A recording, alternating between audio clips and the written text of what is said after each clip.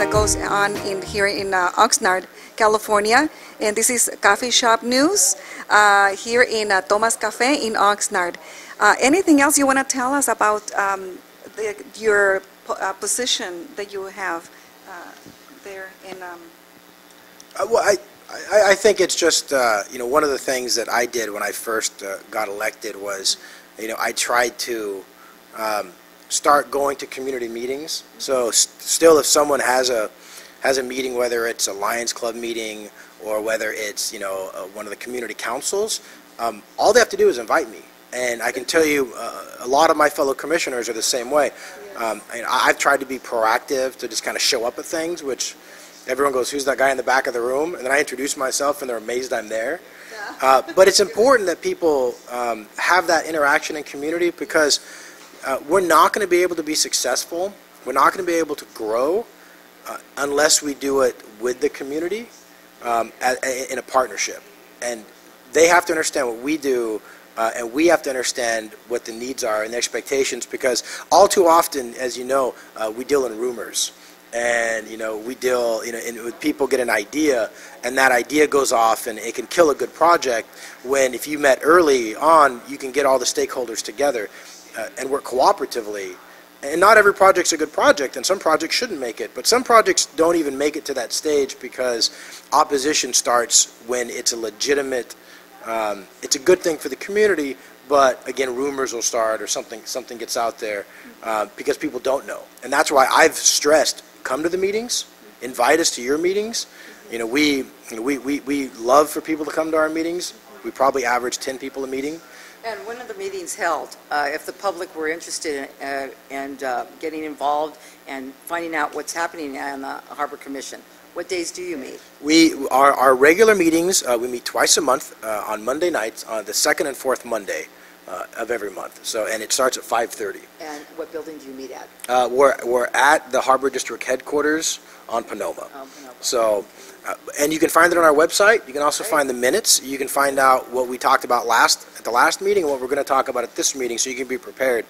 And I think most people would be surprised that if they asked us a question or invited us to come talk about what we're doing, we would be more than happy to be out in the community. And a couple other things I'm really excited about in that vein is we're doing a job fair.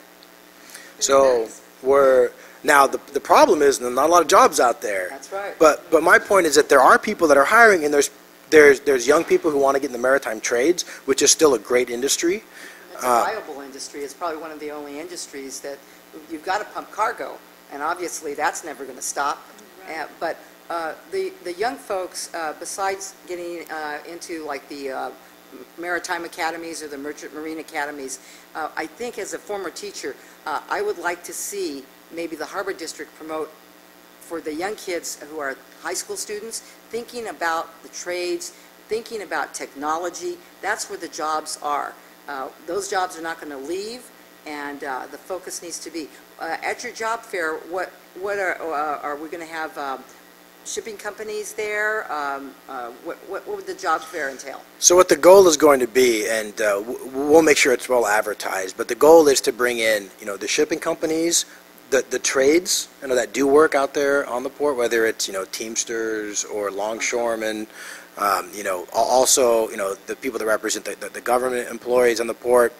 It will be trucking companies. It will be the companies here that do services. People don't realize that we create a lot of jobs in this community because the trucks that break down get fixed here in the community. I mean, they replace tires, and there's the ships will buy stuff here in the community to work on the ships. So there's a big peripheral. So pretty much anything that has to do with the port, we're asking them that even if they're not hiring now, to come out and say, this is what we do, this is when we hire, because more than any other question I get from younger people is, are you guys hiring, and how do I find out about becoming a longshoreman, or how do I come out about merchant marine? So we're talking about actually bringing down the Marine Institute out of San Francisco to come down and participate, and also to talk about how you could get into that field and industry, and let it be a bit, not just a job and education fair, but it's just important because we're going to get people in the building thinking about the port. And I think in the long run, that's a big win for us. Well, my son is going now for the second time to the Middle East. and he's on training. It's only his second year, and being major in engineering with the actual engine. Oh, yeah. So it's amazing. His experience now is incredible. But when he comes and when is school available, he gets invitations to come and talk to schools and actually talk about what he does and how he got into it. That's really valuable for students to hear from someone who is being trained in a industry that is thriving, growing, and an insider's view, and we don't always get that. We like also, Jason, that you have a very fresh approach to politics, your transparency, going to meetings, having that public presence. How about your campaign, your new campaign? How's that rolling along? What are you going to do with your campaign? Yeah, I have, I think from the time I wake up to when I go to bed, I have about 3 minutes to myself, including the fact that I'm getting married in 2 weeks, and I really should be working on my wedding at some point. No, it's going very well, and we have a lot of different individuals and groups have come on board and endorsed me to run and want me to run.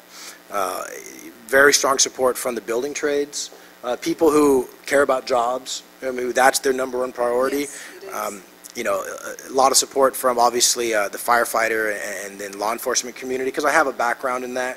It's just nice because I think I tend to bridge a lot because I'm from here. You're a local. Well, and so take care of your neighborhood. No, exactly, and you know people, and I'm accountable because you can always come to my house. I mean, most people know. Open door policy. Most people know where I live, and every email I put out, my business card is my personal email, and it's my cell phone. So I try to be responsive and reactive, and I'm not the smartest guy, in the world. But you're a good guy. You're one of the good guys. But I'm willing to listen, and I think that I don't think any of us are the smartest guy. I think, but what we do together is that power of the group, and that's what's important. Collaboration. You have to listen. You have to listen because there's so many ideas that, the old saying is, when you're a hammer, everything looks like a nail.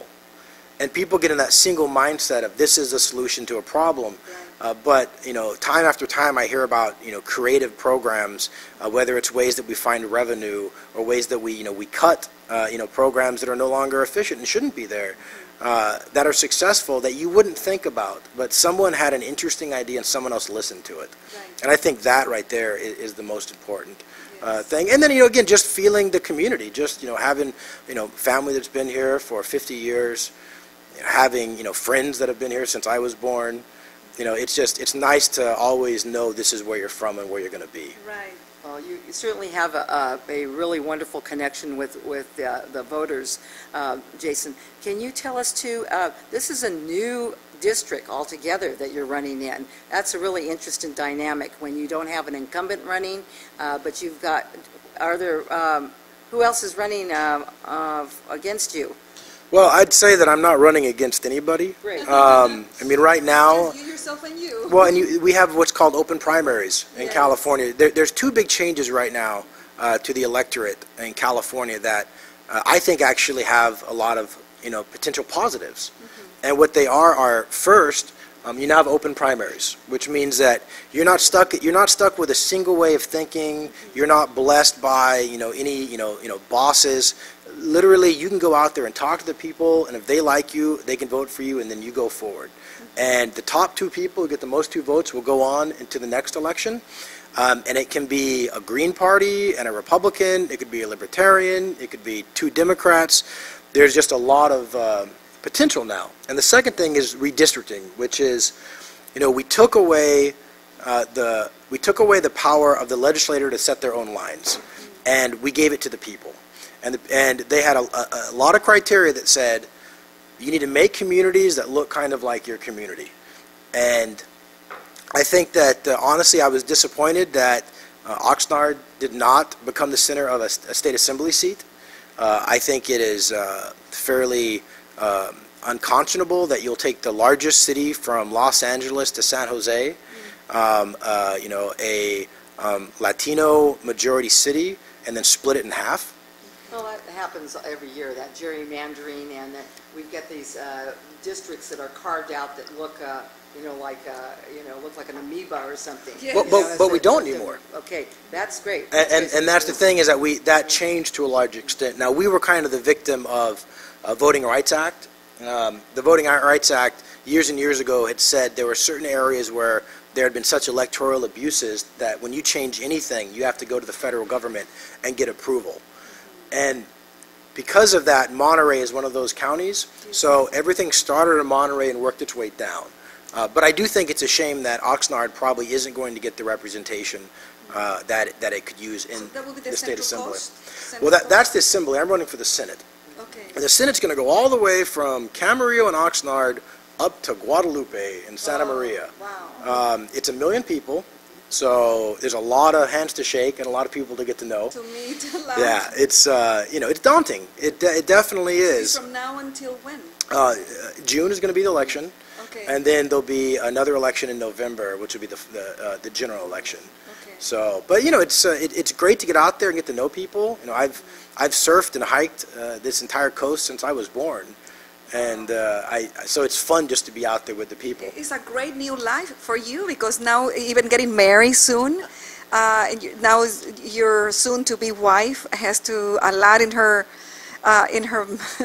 position, you know, to helping you, and you know how the female has to be right there with you. So it's like you guys are going to be very busy. Team effort. It's a team effort. It's a team effort. Well, good luck, and we wish you all the luck in the world in everything that you're doing. You seem very, very enthusiastic, positive, and clean and clear-minded as far as getting our communities with the best opportunities possible. And it's a wealth of information that you brought us today here to Coffee Shop News. I appreciate you guys inviting me. You're very welcome. And once again, thank you so much to all the audience to stay tuned with us.